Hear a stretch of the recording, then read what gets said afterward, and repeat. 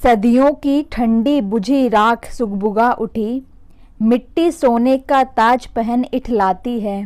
दो राह समय के रथ का घर घर नाद सुनो, सिंहासन खाली करो कि जनता आती है। इन पंक्तियों के लेखक महान कवि रामधारी सिंह दिनकर जी के बारे में आज हम जानेंगे। एनसीईआरटी से जो इनके तथ्य दिए गए हैं हम उसे कवर करेंगे, क्योंकि एनसीईआरटी से ही डीएसएसबी और हिंदी साहित्य पूछे जाने वाले सभी एग्जाम में क्वेश्चन पूछे जा रहे हैं। तो एनसीईआरटी को कवर करना बहुत इम्पॉर्टेंट है। अगर आप डीएसएसबी आदि की तैयारी कर रहे हैं और आप हिंदी साहित्य के विद्यार्थी हैं तो आपके लिए ये वीडियोस सभी इम्पॉर्टेंट रहने वाली हैं। तो आज हम रामधारी सिंह दिनकर जी के बारे में जानेंगे। इनका समय बताया गया है 1908 से लेकर 1974 तक। 1908 में इनका जन्म हुआ और 1974 में इनकी मृत्यु हुई।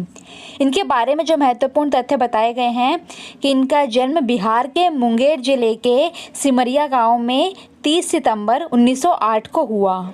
वे सन 1952 में राज्यसभा के सदस्य मनोनीत किए गए।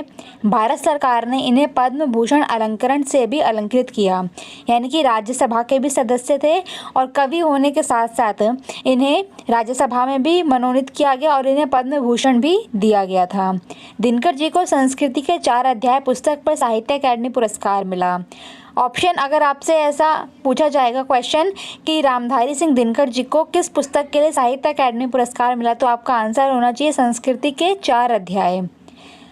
अपनी काव्य कृति उर्वशी के लिए इन्हें ज्ञानपीठ पुरस्कार से सम्मानित किया गया।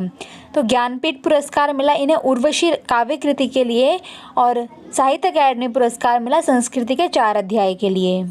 तो ये दोनों फैक्ट्स आपको याद रखने हैं। ज्ञानपीठ पुरस्कार कौन सी कृति के लिए मिला और साहित्य अकादमी पुरस्कार कौन सी कृति के लिए मिला है। आगे बताया गया है कि दिनकर जी की प्रमुख कृतियाँ कौन कौन सी हैं। इसमें पहली बताई गई है हुंकार, कुरुक्षेत्र, रश्मिरथी, परशुराम की प्रतीक्षा, उर्वशी और संस्कृति के 4 अध्याय। तो ये कृतियाँ तो आपको याद कर ही लेनी है। इन्होंने बहुत सारी कृतियाँ लिखी हैं, लेकिन एनसीईआरटी में क्लास 9th के अकॉर्डिंग इतनी ही कृतियाँ बताई गई हैं, लेकिन ये भी सभी इम्पॉर्टेंट महत्व रखती हैं। इसको आप इस तरीके से याद रख सकते हैं कि दिनकर जी ने जितनी भी अपनी रचनाएं करी हैं उसमें से अधिकतर ओज रस वाली या वीर रस वाली कविताएं हैं, तो उसी से ही संबंधित नाम भी हैं इनके। जैसे हुंकार, इसमें एक ओज शब्द है हुंकार। कुरुक्षेत्र में आपको मालूम ही है कि महाभारत से संबंधित है कुरुक्षेत्र। इसके बाद रश्मिरथी, तो रश्मि यानी कि सूर्य की किरणें और सूर्य की किरणों पर बैठने वाला रश्मिरथी कौन, कर्ण, तो उसके बारे में बताया गया है, वो भी वीर था। तो हुंकार, कुरुक्षेत्र, रश्मि आप तीनों देख रहे हैं, ओज से ही रिलेटेड नाम है इनके। अगला बताया गया है परशुराम की प्रतीक्षा, तो इसमें परशुराम शब्द आया है। परशुराम आप जानते ही थे कितने वीर थे, वीर और साधु दोनों, तो परशुराम को आपको याद रखना है। उसके बाद उर्वशी तो आपको याद ही होगा क्योंकि इसे ज्ञानपीठ पुरस्कार मिला है, तो ये आपको इसलिए याद रखना है। और संस्कृति के 4 अध्याय जो निबंध संग्रह है, इस पर इन्हें साहित्य अकादमी पुरस्कार मिला है। तो ये सभी कृतियाँ बहुत ही इम्पॉर्टेंट हैं। इसके बाद यहाँ बताया गया है कि दिनकर जी ओज के कवि माने जाते हैं, क्योंकि आप देख ही रहे हैं इनकी कृतियाँ भी ओज से ही, इनके नाम भी ओज से ही हैं, तो पढ़ के भी ओज ही आता है। इनकी भाषा अत्यंत प्रभावपूर्ण, ओजस्वी और सरल है। दिनकर की सबसे बड़ी विशेषता है अपने देश और युग के सत्य के प्रति सजगता, यानी कि अपने देश काल वातावरण के बारे में उन्होंने अपनी रचनाओं में वो चीज़ दिखाई है, यानी कि सत्य के प्रति सजग हैं वो। का जिस तरीके से साहित्य एक राह दिखाता है, तो उनका जो साहित्य है उस समय उसने भी लोगों को एक राह दिखाई। दिनकर में विचार और संवेदना का सुंदर समन्वय दिखाई देता है। इनकी कुछ कृतियों में प्रेम और सौंदर्य का भी चित्रण है। तो यहाँ कवि की विशेषता, उनके काव्य की विशेषता बताई गई है। इस पुस्तक में रामधारी सिंह दिनकर जी की जो कविता दी गई है वो है गीत अगीत, तो उसका सारांश यहाँ बताया गया है। यहाँ बताया गया है कि गीत अगीत में भी प्रकृति और सौंदर्य के अतिरिक्त जीव जंतुओं के ममत्व, मानवीय राग और प्रेम भाव का भी सजीव चित्रण है।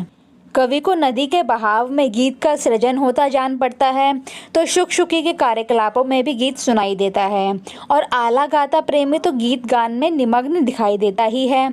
कवि का मानना है कि गुलाब, शुकी और प्रेमिका प्रत्यक्ष रूप से गीत सृजन या गीत गान भले ही ना कर रहे हों, पर दरअसल वहाँ गीत का सृजन और गान भी हो रहा है। कवि की दुविधा महज इतनी है कि उनका वह अगीत, अगीत यानी कि जो गाया नहीं जा रहा है, महज इसीलिए अगीत है। तो वो अगीत सुंदर है या प्रेमी द्वारा सस्वर गाया जा रहा गीत। तो इसके बारे में यहाँ गीत और अगीत दोनों के बारे में यहाँ कवि जो है बता रहा है कि गीत क्यों गीत है और अगीत क्यों गीत है। तो इस तरीके से यहाँ पे सारांश बताया गया है गीत अगीत कविता में। तो ये हमें याद रखना है, गीत अगीत कविता यहाँ पे एनसीईआरटी में लगी हुई है और ये रामधारी सिंह दिनकर जी की है। अब कुछ प्रश्न कर लेते हैं जिससे हमें ये पता चलेगा कि हमने कितना सीखा है। प्रश्न 1 है, रामधारी सिंह दिनकर जी को किस कृति के लिए साहित्य अकादमी पुरस्कार से अलंकृत किया गया। तो मुझे पूर्ण विश्वास है कि आपको इसका आंसर मालूम होगा क्योंकि अभी हम इसे अच्छे से कर आए हैं। तो इसका राइट आंसर है संस्कृति के 4 अध्याय।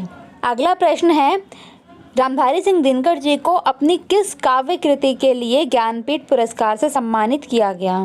तो इसका भी सही आंसर है उर्वशी काव्य कृति के लिए इन्हें ज्ञानपीठ पुरस्कार से सम्मानित किया गया। अगला प्रश्न है, रामधारी सिंह दिनकर जी को किन पुरस्कारों से सम्मानित किया गया है। ऑप्शंस हैं पद्म भूषण, साहित्य अकादमी पुरस्कार, और ऑप्शन 3 है ज्ञानपीठ पुरस्कार, ऑप्शन 4 है इनमें से सभी। तो इसका भी आंसर आपने सोच लिया होगा, बिल्कुल सही आंसर गेस किया है। इसका राइट आंसर है ऑप्शन डी इनमें से सभी, यानी कि इन सभी पुरस्कारों से रामधारी सिंह दिनकर जी को पुरस्कारित किया गया है। अब एक प्रश्न आपको कमेंट में करके बताना है कि एनसीईआरटी कक्षा 9 स्पर्श में कौन सी कविता दी गई है जो रामधारी सिंह दिनकर जी की है। तो इसका आंसर आपको कमेंट ज़रूर करना है। तो अगर अभी तक आप हमारे साथ बने हुए हैं तो वीडियो को लाइक शेयर और सब्सक्राइब करे बिना मत जाइएगा, अपने फ्रेंड्स को ज़रूर शेयर करें। और अगर आप डीएसएसबी की तैयारी कर रहे हैं तो अपने फ्रेंड्स को भी ज़रूर भेजें।